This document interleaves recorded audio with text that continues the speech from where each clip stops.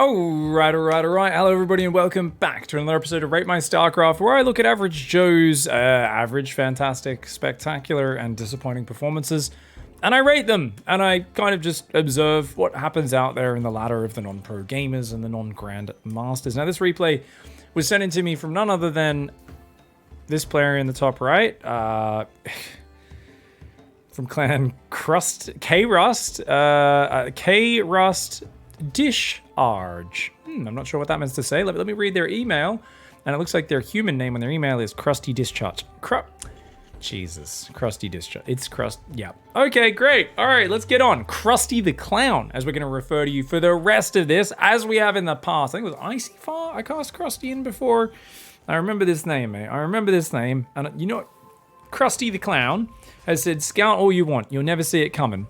My wheels are hungry, and they come a-running. After your creep, your jellies and muskies, and after they do, the discharge is crusty." Alright, Jesus. I was going to be playing against Flanex in the bottom left-hand side, a Zerg player. I have no idea what league this is. You guys can take a guess based on the APM. That looks like maybe Diamond League APM? Diamond 3, Platinum 1, who knows? We'll find out. Doesn't really tell us that much, the APM. But somewhere in the mid-leagues is what I'd imagine from what we've seen so far. Orbital Command Center on the way, and a Reaper for Krusty. And just to read the poem again, my wheels are hungry, they come a-running. Your creep, your jellies, and musky. So, I imagine we're going to see Bernie cars, right? We're going to see some nice flamethrower-mounted Dune buggies, maybe. Some aliens running around, going for a bit of a roast and toast. We'll see just how well executed it is. Flenex down here, the Zerg player. Oh, nice. Flenex did... Oh, that was weird. Oh, no, they realized they accidentally put 4 on gas and they've rallied to the natural. Nicely done. Yeah, I mean, reasonably clean openings on both sides. This does not look like low-level play at all, guys. These are pretty standard openings, except for that very quick second gas for Krusty, which tells us he might do some incredibly quick tech play. It's going to be Reaper straight into Reactor as well. And that first Reaper is going to come across the map. Honestly, for me, you guys know I love interaction. I like players really dancing back and forth with each other. And as long as the players are trying to make plays and going towards something, I always really enjoy the game. So I think a player like Krusty, who's from the description sounds like they're going to be quite aggressive against the Zerg. That's what I really enjoy, you know? I like when players... It's not about perfect play. It's about players trying to interact. I think for me, the one thing that I find very boring in RTS games is when a player just kind of wants to sit in their corner for not just a few minutes defensively to get an advantage and build an army, but to build an army which is going to secure them defensively to build another base and another base and another base. I don't know, I just think overly defensive play bores the heck out of me. Whereas as long as there's players trying to interact and disrupt each other, I don't care if it's imperfect or anything.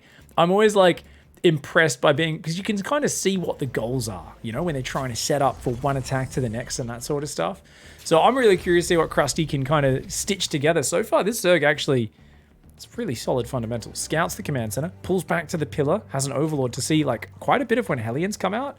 Overlord's back here as well. So he's going to have pretty good, sorry guys, pretty good warning of when those Hellions come forward. Just missing one in the middle. Good creep spread as well. This is actually really good play.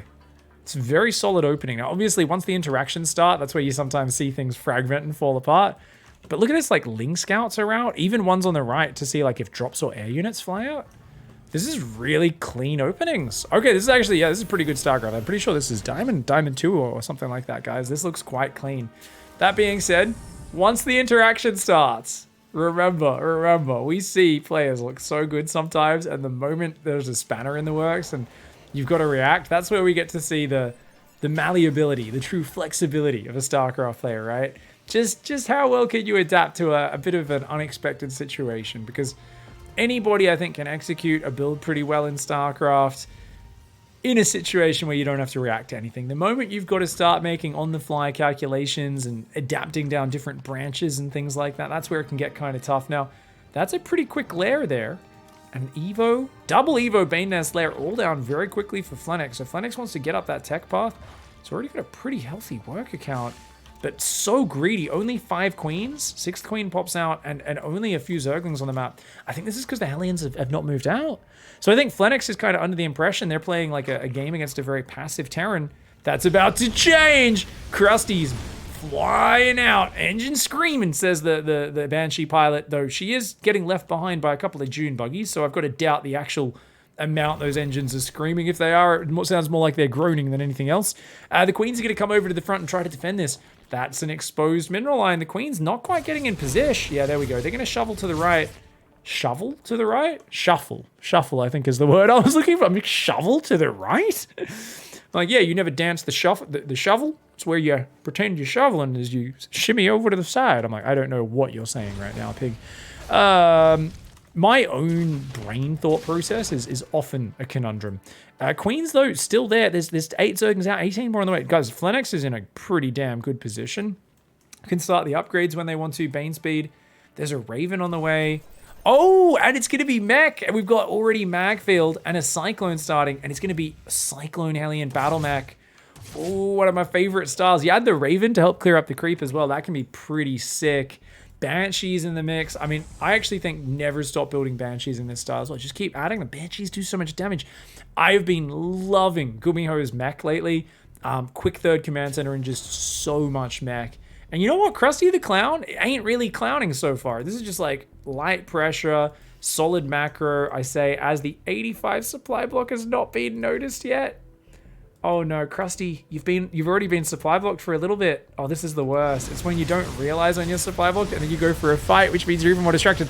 On the plus side, you might lose some units. They're Hellions. They're not shooting the Zerglings. They were shooting the Queens. But there's so many of them, it might be okay. Dude, a lot of Queens went down and a lot of Zerglings there. 3 Hellions for 3 Queens and 17 Zerglings. That's a good trade. Drops a 4th on location and then is like, oh wait, I should probably build a depot too. But there's Blue Flame on the way. Magfield's going to be finishing up. Okay, so the Zerg player really needs to get out. Probably like a Heavy Roach is usually pretty good for dealing with Cyclone Hellion. The Banshee's a bit of a conundrum, but not too much. There's only 2 of them. But the Zerg is only making Lingbane Queen right now. That's going to make things really tough. Now, this is something which is really common on the ladder these days. A lot of Zergs seem to think you can just beat everything with Lingbane.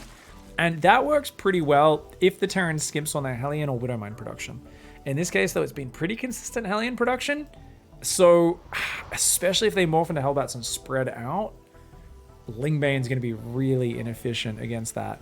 So, Krusty, you got 4 bases up, but you've got more bases than you have production facilities right now, or equal. 3 factories, 1 starport. So, Krusty's got to get up to that next level of it and see exactly what can go on. Double Armory, or actually, sorry, Armory eBay coming down. And that adds on to the already existing Armory. The Zerg player is going hype. Are we going to see Ultras versus Mech? Ultra's actually surprisingly good versus pretty much every mech unit except the Cyclone.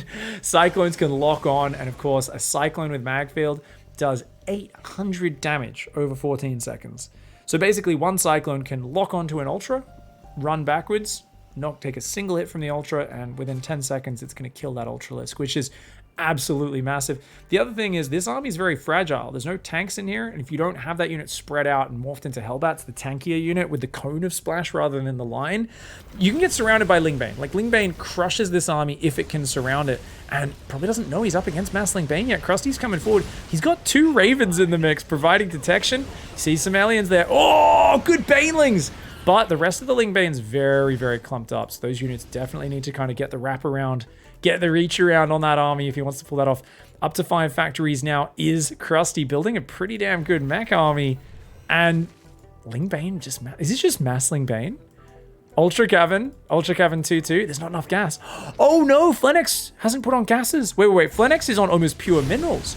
74 drones almost completely on minerals. That is a ridiculous amount of Zerglings. There's so many. They just get this around. Oh, and that's why you can't get caught on creep against this. Oh, you could just kill those turrets. You don't need to care about that. The Lingbane's going to go across the map. That's an orbital. There's no planetaries. Flenix can split into all the bases and ruin this. There is Hellbats and Widowmines, though. Remember I said Hellbats and Widowmines are the units that beat this. Cyclones in the tank, almost worthless against these units.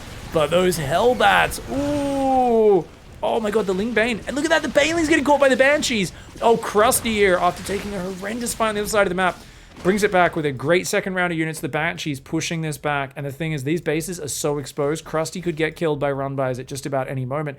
On the other hand, there is so little gas mining. Flenix is mining with, what, 4 workers on the natural, 6 in the main. Hasn't put any workers on gas there. So Flenix can make Zerglings for days. And that could kind of work because you've just got so much more stuff than your opponent. but it's going to be tough to scale that once the Hellbat Widowmine count grows. So I really feel that basically if Krusty can just get a critical mass of mines, Hellbats, tanks, there's nothing Flenix can do against that. But Krusty's like, I want to fight, bro. Let's go deep on creep. Let's go take the fight to my opponent. I'm like, this is dicey, bro. Oh my god. And that's what happens when you get your army surrounded by Lingbane on creep. Another devastating fight for Krusty. He didn't learn from the previous one. Krusty's like, I want to make burn on your drones. Run, dude. You've got to just survive. Those 3 Hellbats, though. There's no Banelings here. Oh my god. Every time Flenix wins a fight, Flenix then counterattacks across the map without Banelings. The Banelings too far behind and throws all the Zerglings. And like, we see a big Terran army die, and then 3 Hellbats kill like 80 Zerglings in the next round. It's like... Let me guess. Now it's going to be Krusty's turn again, right? He's going to get another handful of units, move him forward, get him surrounded on creep, and the Zerg's going to be like, oh, and run across the map to the other side, run just in a column, a few units in a time, kind of zombie style, into the Hellbats, lose them all, and go, oh, we're just going to have this back and forth, aren't we?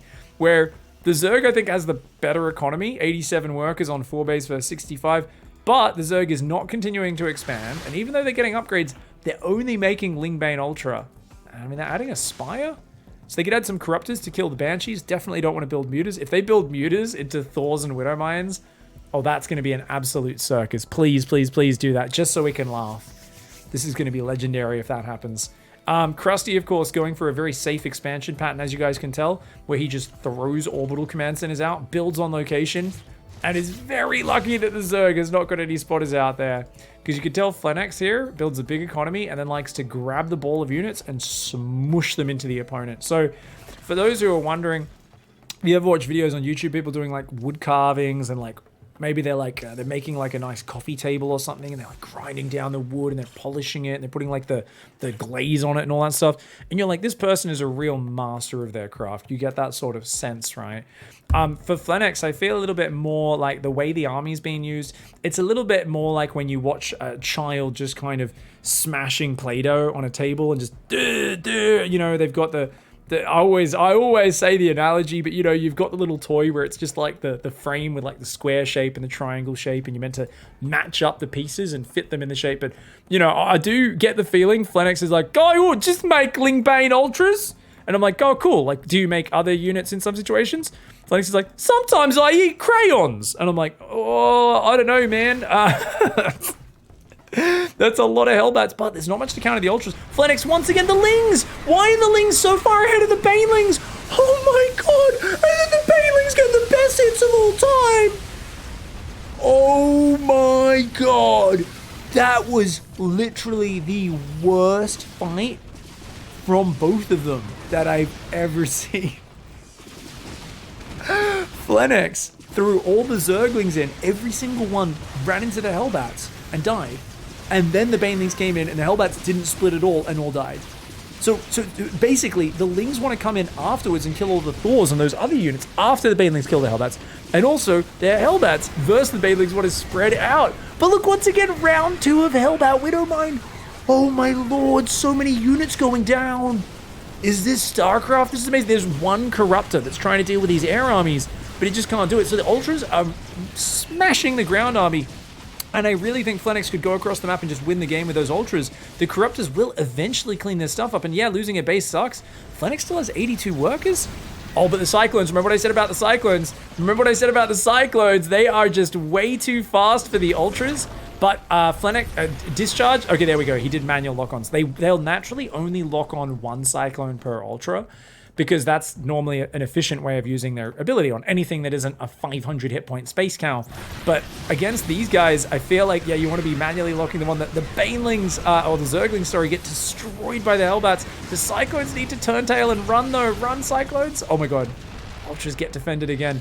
Imagine if Flenix attacked in more than one angle or grouped the units up before a fight. That left side totally open.